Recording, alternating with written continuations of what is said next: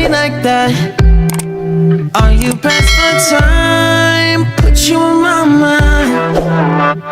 Hello everyone, welcome back again to our channel. So, for today's vlog, dahil natapos ko na yung scarf ni Mikasa, so dahil kagabi stress ako sa paano ko gagawin yung sa baba ng costume nila, yung harness. Dahil mahal yung yung harness na yun sa Shopee, Lazada, or etc. Gagawa tayo ng DIY na naman. Umakasa tayo sa DIY, guys. DIY na makapagsalba sa ating mga cosplayer. Alam nyo yan. So, ang gagawin natin ngayon is maghahalikot ako sa bahay ng mga pwedeng gawing materials para dun sa harness na yun. Kasi, di afford ng budget natin and very complicated talaga siyang gawin. So, kung ano lang meron na kung materials dito, yun lang gagawin natin. So, simple lang gusto kong gawin kasi alam nyo yung sa baba ng nila, ng pantalon nila, yun, ang hirap nun, kaya ang tatry kong gawin is yun dito. So, alam mo yun, naghanap na naman ako sakit ng ulo ko. So, but anyway, sana magawa natin to at para perfect yung buhay ka, Charot. So, ayun, hoping na magawa ko talaga siya kasi iyak talaga ako pag di ko nagawa. Gusto ko na yung cosplay yung mga karakter yung Attack of the Titans. Kaya kailangan magawa na natin yung harness nila. Bago tayo mag-start, gusto ko lang i-share itong nararamdaman ko.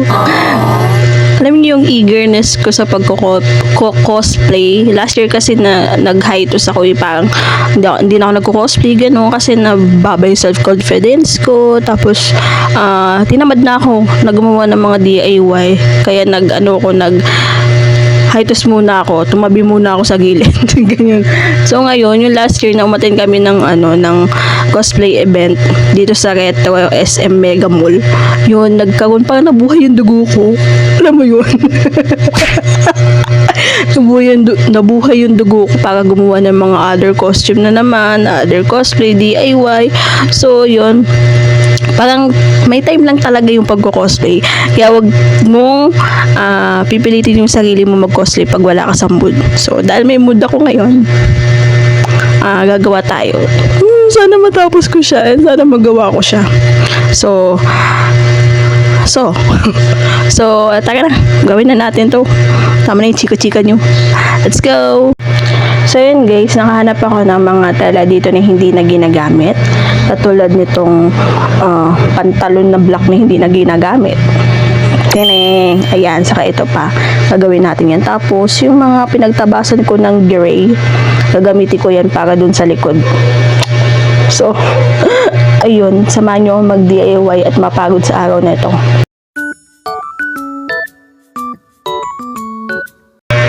So, yun mga ante. After ilang hours, natapos ko na siya. Nakakapagod gumawa talaga ng mga costume. So, yun. I'm happy to announce.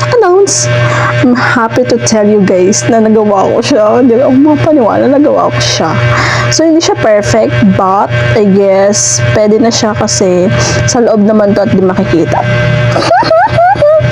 So, ayun guys, look. Taran! Taran! Taran! So, ayan. Ayan, tingnan nyo guys. Isosot ko para makita nyo.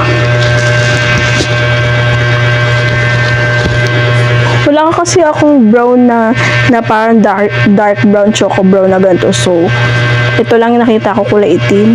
Yan. Gawa sa pantalon at mga pinagtabasan ko ng tela. So, ayan guys, look. Pak. Perfect. Maku-cosplay ko na si Mikas. Babalo na naman ako.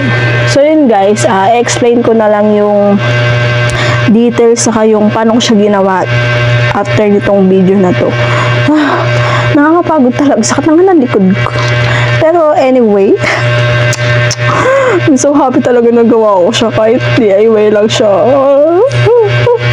So anyway, so tingnan natin kung maganda siya kapag nag-cosplay na ako. So, tingnan natin.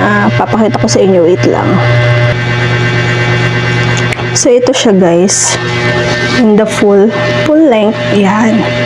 So, ayan. Pag nasa, wait. Ayan, o. Ayan. Diba ganyan yan? Tapos, pag nasa likod siya, pag ganito siya. Siyempre, trap. So, ayan guys. Oh my God, nagawa ko. I'm so happy talaga. Ayun mga ante, kung gusto niyo matutunan gawin to, pagpatuloy nyo lang yung video at manood and didiscuss ko kung paano siyang ginawa. Medyo mahirap siyang i-explain kasi based on your size to eh. So, ayan.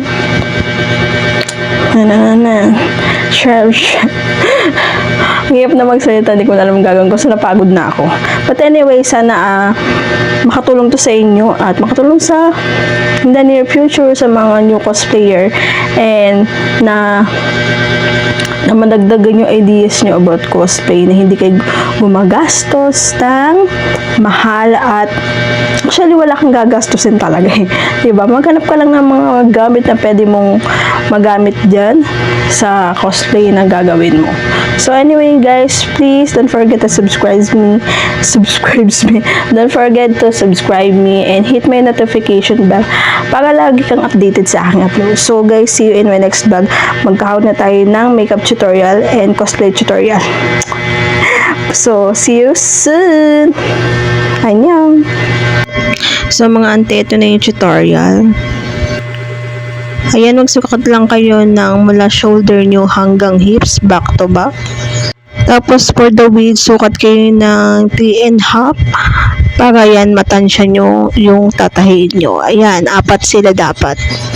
Ayan, pagtas nyo masukat yung length nyo, tahiin nyo sila. Yan, dapat ganyan yung sukat niya na. Hindi lang pantay yan sa akin. So, ayan, tahiin nyo lang. Dapat yung sukat ng width niya is 3.5. So, ayan, ano nyo lang siya, tahiin nyo lang ng base sa gusto nyong tahi. Hanggang mag-form siya ng, mamaya, pakita natin. So, yung sukat niyan guys is base yun sa shoulder nyo hanggang hips. Tapos, ganun na rin yung sukat nyo hanggang sa front nyo. Yung length. Dapat, ano yan, inches and centimeter. So, sa back is centimeter. Sa length nyo is inches.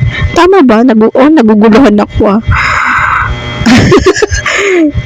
So, yung basta sukatin nyo na ng based dun sa sukat ng back nyo and front. Centimeter siya. Tapos, isukatin nyo na din yung breasts nyo para dun sa front ng parang ang tawag nito yung sa belt.